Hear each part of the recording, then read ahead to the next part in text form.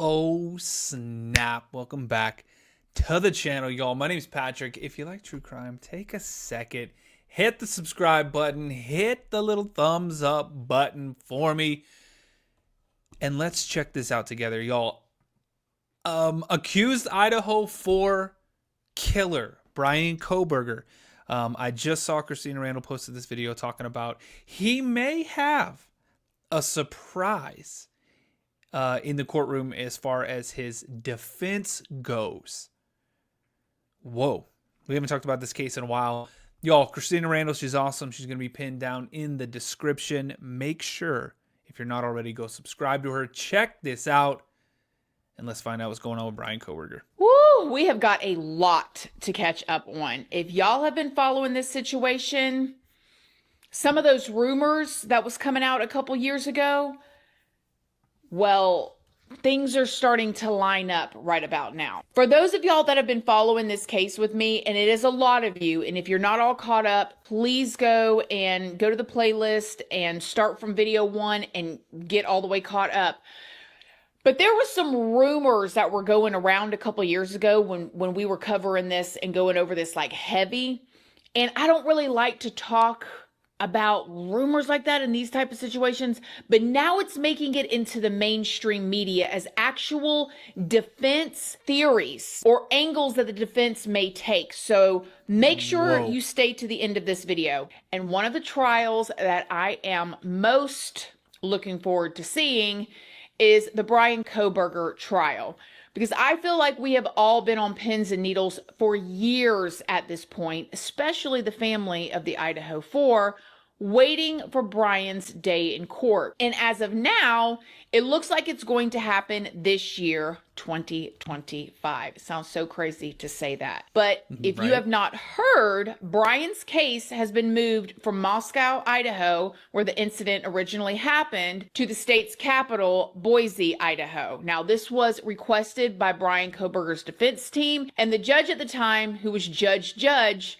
approved the request. Judge Judge, however, is no longer on the case. The new judge is District Judge Steve Hippler. Bryan was moved when this motion was approved, and he is currently sitting in the Ada County Jail. Now, if y'all don't remember Judge Judge, he was so nice, y'all. He was so nice, and he listened to everybody speak, and he was so patient. But that was also, you know, there's the other side of the coin where some of the people, maybe even the family, was getting frustrated with how patient he was. But interestingly, during one of the first in-person and public hearings with this new judge, Judge Hippler said this. I'd like to tell you I'm happy to be here, but why start with an untruth? I am accepting of my responsibility to be here. I understand the stakes in this case are as high as they can possibly be. I expect at all times for you to remain civil to one another. Which I thought was quite interesting. But like I said before, Right? That dude's no BS. it looks like the trial is going to be this year, 2025. Currently, it is scheduled for August 11th, with jury selection beginning on July 31st. And it is scheduled to run all the way through November 7th. Before we get into it, I do want to remind you that everything that I'm going to be talking about today has been pulled from very public sources and news sources. Please go do your own research, form your own opinion. I am not a professional. I'm finding my information that's public out there from these different sources, news sources, and I'm filtering it through my own words and my own opinions. So go do your own research. Now, given that Bryan's trial begins this year, the state and the defense are having to submit more and more information about what they plan to present during the trial. Now, a lot of stuff is still sealed. Y'all remember that it was sealed pretty much from the beginning. Yep. But there are some little nuggets here and there that I want to talk about. Bryan was even made a person of interest in a similar incident that took place a year before this one. But we'll talk more about that later. So stay again until the end of the video, okay? Remember, this incident happened back in November of 2022, the one we're talking about with the Idaho 4. Bryan is accused of taking the lives of 4 University of Idaho students, Madison, Kaylee, Xana, and Ethan, while they slept in their off-campus home on King Road. At the time, now Bryan, who was 30 years old, was studying for his PhD in criminology at Washington State University, which is less than 10 miles from the home in Idaho where this incident happened. However, Bryan was fired from his teaching assistant job due to lack of professional and alleged sexism towards female students just days before his arrest. If y'all don't remember, we talked about this, but we talked about people complaining about him. In videos that we did last year and the year before, we talked about the fact that students were complaining on him and he was getting written up. But now we realize that he actually got fired. Since then, a lot of information surrounding this case has been under seal, but as of now, the thing that we pretty much all know is that the state has DNA that was found on the knife sheath that matches the DNA swab that they took from Bryan Kohberger's cheek. We also know that the defense claims that Bryan was out on one of these like mini solo drives where he was out stargazing the night of the incident. Do y'all remember this? Do y'all remember we were all waiting for this alibi to come out? Like Bryan Kohberger had an alibi and we're like, ooh, who's going to be the alibi? Yeah. And then it came out that his alibi was the fact that on the night of the incident, he was out driving around looking at the stars. But now we know that he was out looking at the stars, but allegedly it was a very cloudy night. You couldn't see any stars. Like, oh my gosh, you guys, seriously.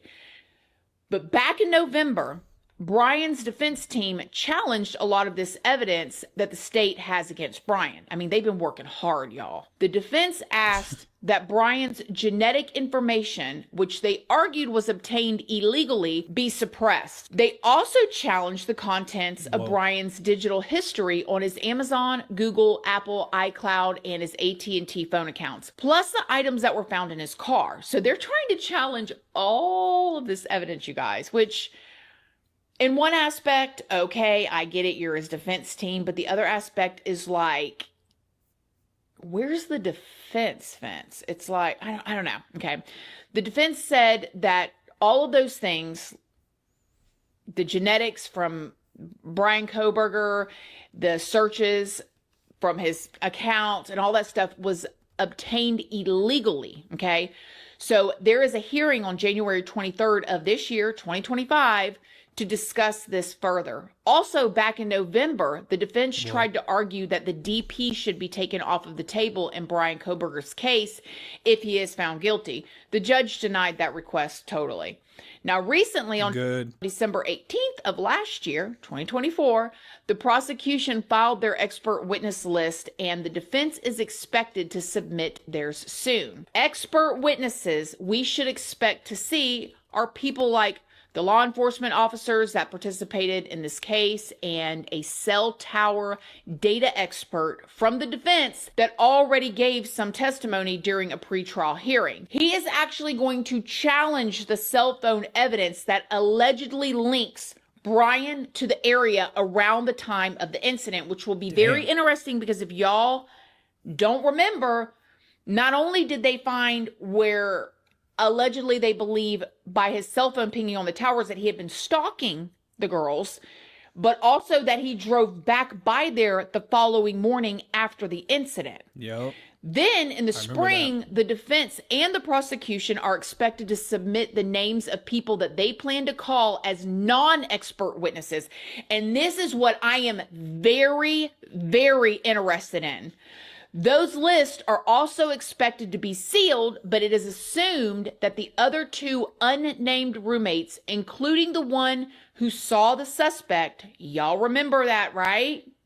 Will be included on those lists. It is also being suspected that one of these non-expert witnesses may be a confidential source that will suggest that there was activity going on at the King Road house. You guys, I've even heard some people wonder if one of the non-expert witnesses will be the professor Bryan kept getting into this altercation with before he was fired from his TA position. Like, damn. Oh, and y'all, we watched a video about the supposed like the family members that were like in certain kind of activities around those kinds of things. I don't know if you all remember seeing that. There's a live stream. Go a few back, maybe like 2 months back. But yeah, there was a whole thing about that. Like that one of the victim's parents was like might have been a confidential informant. Like it was crazy. Let's keep going. I think is that there is a potential defense line of argument that this house was allegedly somehow connected to drugs or drug dealers, and maybe there's a witness who's going to say that. Yes, I mean, I think that's an area that they're pursuing. I know the defense has spent a lot of time trying to build up the case. But I've also heard, though, in the autopsies, they found no evidence of any drugs in the system of any of the 4 young kids that were killed, that were murdered. But is there a drug angle there? Is one of the surviving people who were in the house, the 2 young women, is she going to be this confidential source? This remains to be seen. Now, you guys, before we go any further, this is what I was kind of talking about in the beginning where I said like the rumors. Okay, so a couple years ago when this happened, there were rumors that one of the surviving roommates, there was only 2, was actually selling substances out of that house. There were so many videos made of so many people, and y'all were sending them to me, okay, that were saying that there were being substances that were sold in and out of that house, and this could have possibly been linked to that, or a deal gone bad, or something like that. It is even being spoken about in mainstream media now that that might be an angle actually from the defense. And if they can get rid of all that other evidence that they're trying to get rid of, and they can come forth with that, because everybody wondered, even me, okay, trying to be gentle because this was a tough situation, why the roommate that allegedly cracked the door saw the person in the mask didn't call, walk by that she did not know. She closed the door and went to sleep for 8 hours. A lot of people had questions about that. If the defense can get rid of all of this other evidence that they're trying to get rid of, the DNA, first of all, and then they can explain away these cell phone towers by their experts. Now, mind you, they can talk, the defense can talk to an expert, and that expert can say, yeah, this looks bad for your client. They just swish that expert away, allegedly, and keep searching until they find an expert that's going to probably say what they want to say. That's just my opinion. I don't know. I ain't a professional, okay? I'm just a ding-dong with a camera here. But if they can get rid of the DNA, if they can get rid of the cell phone tower stuff, and they can get rid of these Google searches, and then bring in people that say there were substances going on in and out of that house, why did she not call? Did she know this was a drug deal gone bad? That could be a real problem for the prosecution, and especially if he's guilty. Now, also, back to what I said in the beginning of the video, Bryan was made a person of interest in a home invasion case that happened a year before the incident in Idaho, okay? Now, during this What?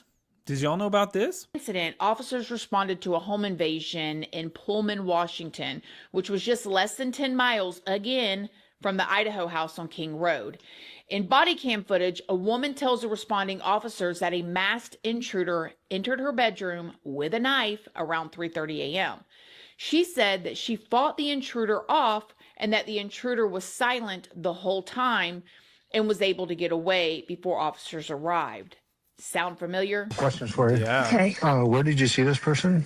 I was asleep and then I woke up Okay. and it was just me and Sadie home at the time, and we both lived down in the basement, and my door was closed. I heard my door open and I looked over and someone was wearing a ski mask and had a knife like this. Okay. And so I kicked the out of their stomach and screamed super loud, and they flew back into my closet and then ran out my door and up the stairs.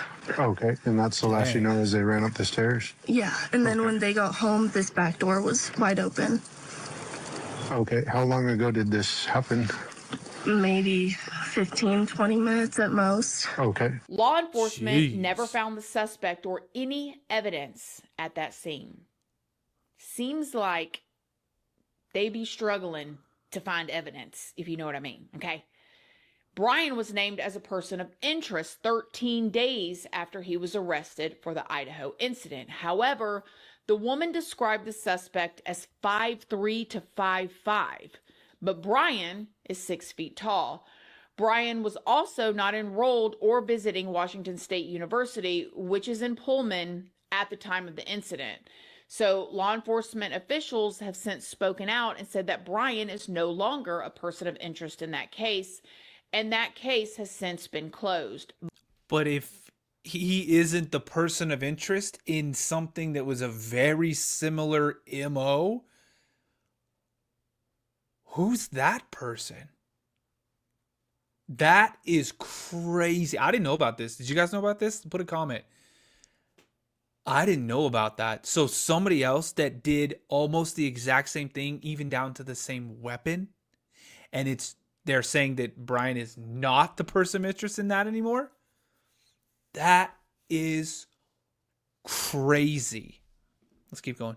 But I do find that interesting because if y'all remember again, back when all this stuff first happened, there were quite a few people speculating on potential crimes that Bryan may have been involved in prior to what allegedly he may have done with the Idaho 4 students. It is hard to imagine that Bryan's first crime would be ending the lives of 4 people straight in cold blood. Doesn't mean he didn't do it. It just means if he did, it's probably possible Pretty sick. that other things happened before this. Regardless, people are wondering if this previous home invasion case will make its way into Bryan's trial.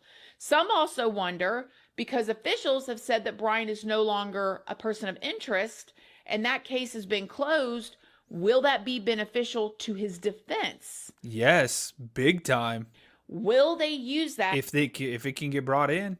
to show that there was someone else in the area committing similar crimes? Almost Could exactly this at the very same. least bring reasonable doubt? Remember, Bryan's Wow. defense team is already trying to get that DNA evidence against Bryan thrown out. I mean, they've been working hard nonstop since day one. Plus, again, all that digital evidence and whatever else was found in his car. So if there's questionable DNA, the cell tower data is going to be disputed, and there's this idea out there that someone else committed similar crimes in the nearby area, and allegedly one of the roommates could have been into some substance stuff and having people in and out of the house, and she's also the one that just happened to see the intruder and then went back to sleep. I mean, could that be reasonable doubt to acquit Bryan? Maybe the prosecution has more evidence than we know, though. And since the case has been sealed and there's been gag orders placed and all of the evidence that they say that they have, I would have to assume they do. What do you think? That is a lot. Y'all real, let me though. know what y'all think in the comment section down below. I'm telling you, in my unprofessional opinion, that DNA is what has me like, how could there only be a single source of DNA on the button strap? The only thing that makes sense to me is somebody who knew, because maybe they studied these things, wiped it all off. But they missed a spot, because DNA is like, it could be a speck of nothing. It could be you spoke, you coughed, you sneezed, anything, any little particle, a skin flake so small. It could be, I mean, for there to be one speck of DNA and it be his, I don't know, y'all. To me, that's going to, but if they can get that thrown out, that's the big kicker. Everything else they could explain away to some other thing. But that DNA, if there was 100 people's DNA on it and he just happened to be one, okay. But there was no DNA on it except for that one speck. Tells me somebody wiped it clean, but they missed a spot. Wow. That there's a lot of stuff that I didn't know.